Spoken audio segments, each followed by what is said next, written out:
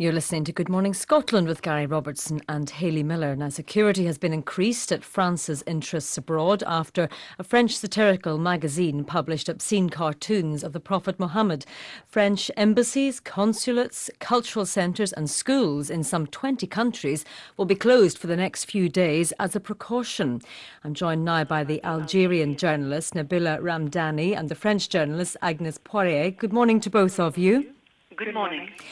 Agnes, first of all, can I ask you about the reaction to this in France, first of all? I mean, Charlie Hebdo, who published these cartoons, has had record sales, so it looks as if this sort of sentiment is fairly popular there. Oh, that I'm not sure, because, I mean, if you look at all the reactions, actually, they are quite split throughout,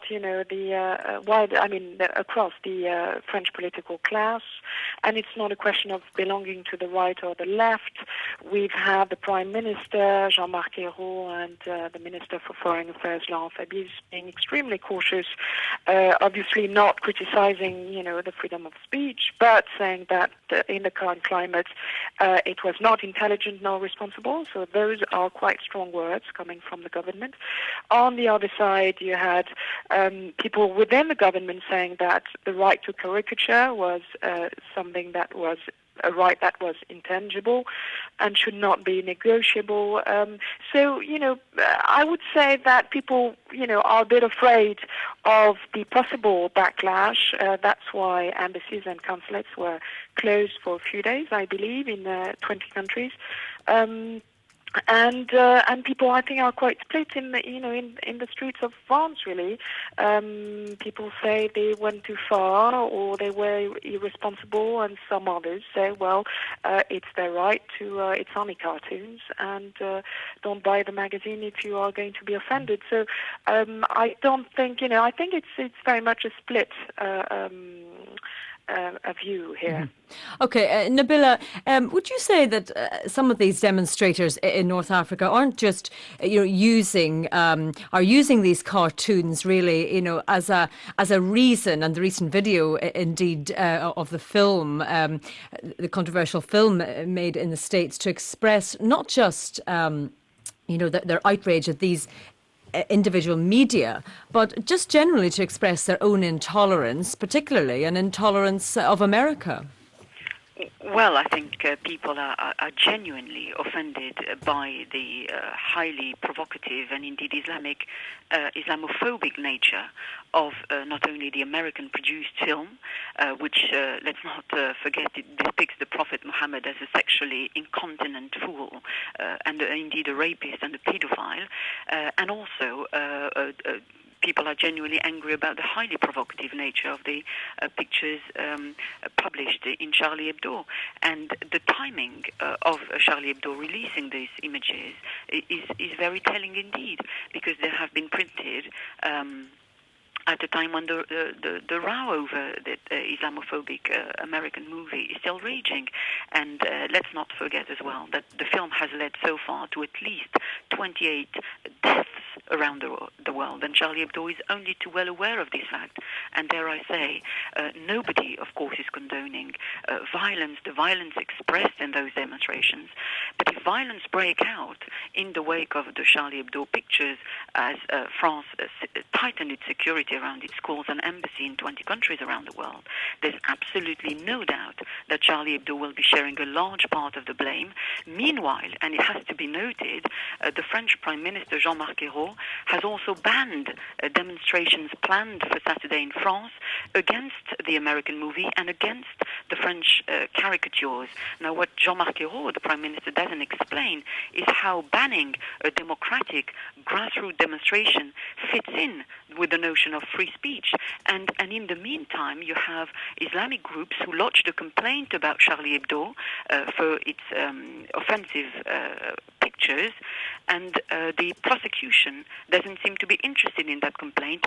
But at the same time, a similar complaint has been lodged by Charlie Hebdo against people attacking its website. An investigation in all this has already begun. So it just shows that the French judiciary has next to no interest in Muslim complaints. So you think that it's very one-sided here in the way that France deals with anything which causes offence. I mean, I think back to the John Galliano case when he made anti-Holocaust comments in France. I mean, that was certainly stamped down on. But do you think that Islamophobia isn't? Very much so, and the John Galliano case is very telling because the British fashion designer effectively launched into an anti-Semitic rant. In his private life, it has to be said, he was drunk. He was nonetheless arrested and then convicted and fined, which I think is right and proper because that kind of comment is, of course, not only unbearable, but against the law. And France has an awful lot of legislation to ban all forms of discrimination, including religious discrimination.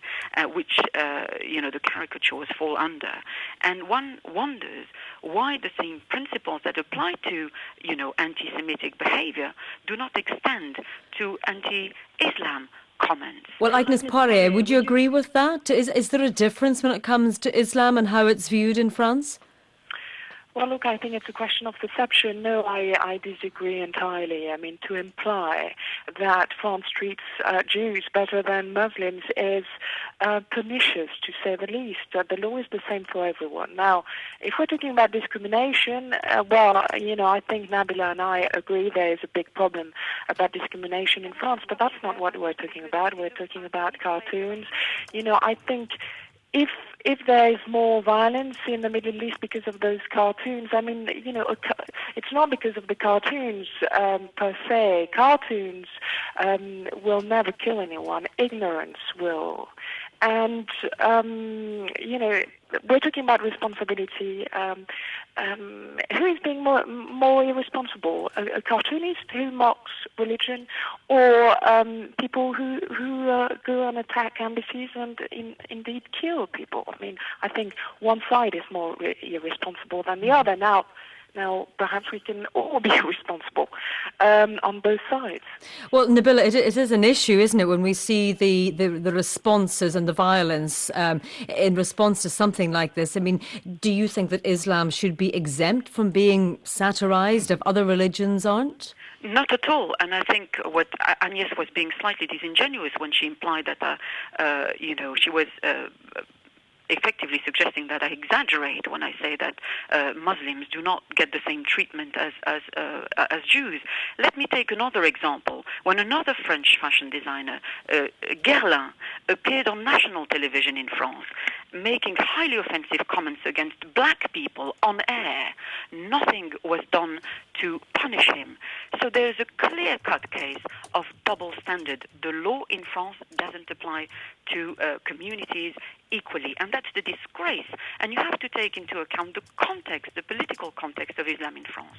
We have 6 million Muslims who experience discrimination on a daily basis in every walk of life, including religious expression, and they view these repeated attacks by Charlie Hebdo as pure racism dressed up as satire. Okay. And Charlie Hebdo believes that their rights are far greater than their responsibilities.